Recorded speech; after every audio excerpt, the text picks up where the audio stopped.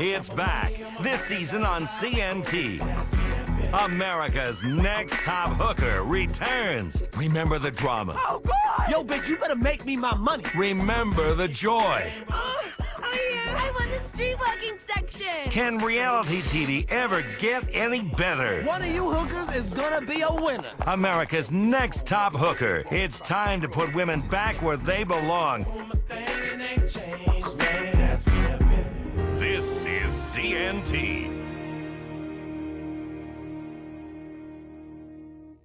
CNT has all your favorite movies. Wednesday at 9 Eastern. It's the smash hit movie, Bad Girls. Car wash fundraiser. Message of hope. May not be suitable for all viewers. This is CNT. Tonight, a major TV event. Part 1 of the story of a remote Dutch trading post that would become the armpit of the world. It captured our imagination and held our dreams close to its breasts, gently drowning us in a milky discharge.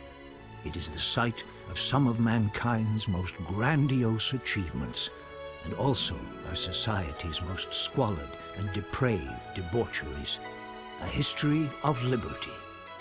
Major support for this documentary is brought to you by the Bank of Liberty and the Public Broadcasting Corporation, where our budget is cut every year to pay for more bombs. If you take a look at the microcosm that is Liberty City, millions of people, a collective consciousness but utterly alone in a crowd, a million souls crying out to be heard, piled on top of each other, like kittens in a bag, all wanting to kill each other or suck from society's teat. It is a city with so much history. It is the history of the modern world, particularly for people who can't use a map, and like sweeping generalizations, a history of decadence, a history of corruption, a history of liberty. On September 4th, 1609, Horatio Humboldt, an English explorer hired by the Dutch to find a new place to sell weed, steered his trusty ship into the mouth of a great river, the Humboldt, which he wrote in his log.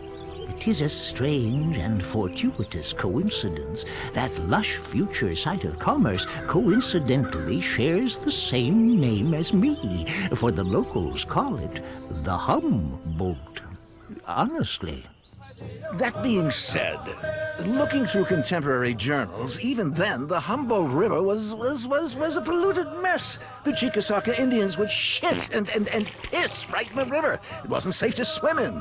With that knowledge, it makes it much easier to ignore the awful genocide and epic larceny our forefathers committed and talk about big ideas in grandiose terms and hope we get book deals. Horatio Humboldt had stumbled into the natural harbor that would become the greatest sociological experiment the world had ever seen, to determine if all the people in the world could live together in a single place. The answer is, of course, no. Liberty City was founded by the Dutch, and all the Dutch cared about was appearing to be purveyors of liberal values. But all they really cared about was pimping women and getting high.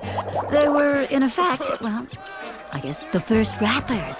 They wanted to find a place where they could party and kill people.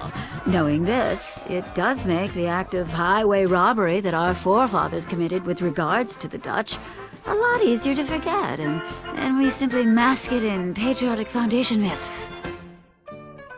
Unlike other cities in the New World, founded to facilitate new forms of religious persecution by lunatics who'd been run out of Europe by liberals, Liberty City was founded not to promote religious intolerance, but instead the other central tenet of Western European society, getting rich off of other people's work. You have to understand that when the Europeans arrived, the people that met them were savages. Can you imagine landing in a foreign land and being surrounded by men in loincloths? It's sort of hard to concentrate on fending off bubonic plague or sleeping with your pretty little 14-year-old wife when there are savages with no clothes running around. Luckily, we had a few tricks up our sleeve for dealing with them.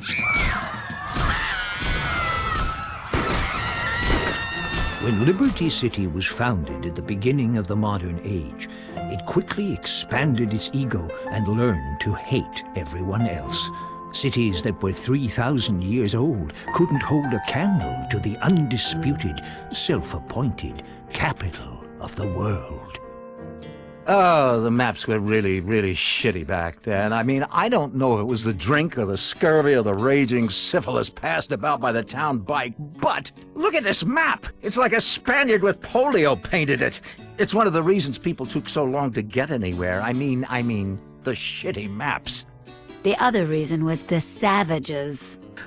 Advertisements were sent back to Europe, promising settlers a new life in a new city that had 24-hour convenience stores, roller coasters, and the entertainment of a nightly hanging at the gallows. All the things civilization had brought to bear on this land. All of Europe wanted to come see what freedom was really like. When they arrived, they were aghast at America's new pastime, watching animals fuck and betting on it. Yes, well, this truly was the city of the future. Word spread, so did the settlement. They chose the slender island in the bay, which they called Algonquin, after the old Indian word Algon-ku-win, thought by some to mean place for condo skyscraper, and by others as island to catch an STD. In 1625, right after the colony was founded, the first ship of slaves arrived to give the hard-working, morally upstanding, non-hypocritical Americans newly free from the tyranny of Europe time to focus on important things in life, like yelling at their women for buying too much shit in the strip mall. The new economy was a boom. It was very different from failed Jamestown, where a bunch of incest-loving cannibals consumed each other in an orgiastic fury of self-important nonsense, although the exact nature of the differences escapes me just at the moment. But regardless, Liberty City gave the white settlers plenty of time to focus on the important things, like getting laid. The slave craze was huge. It was like waiting for a new iFruit phone to come out. People would line up at the docks and wait in line for days to own their very own person, and then put them online for a higher price. Some dissenters wondered about the moral consequences of a nation founded on genocide, slavery, and theft, but they were quickly imprisoned as being unpatriotic by proto-chicken hawks. Of course, we have very different values now. That year, all the local indigenous tribes were brought together and paid for what would be the greatest real estate deal in the history of the world. 14,000 acres of prime downtown real estate for some spare change, a porno magazine, and front row tickets for a game of cricket. Cricket is the most boring game ever. What do the British know about sports? They're all gay. The Dutch had a land of plenty. They traded beaver skins, a 17th century version of wife-swapping, and partied late into the night. But founding a country on getting shit-faced and working slaves was trouble from the start. It hadn't worked for the Greeks, and it wouldn't work for the Dutch. 4,000 miles from home and no internet connection to read up on soccer scores, the populace became disenchanted. The colony's deep-seated racism and love of 24-hour shopping would begin to prove to be its undoing.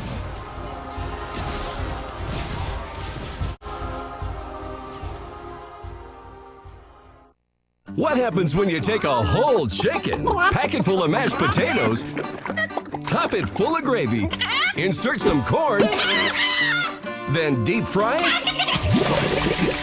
You've got yourself a meal.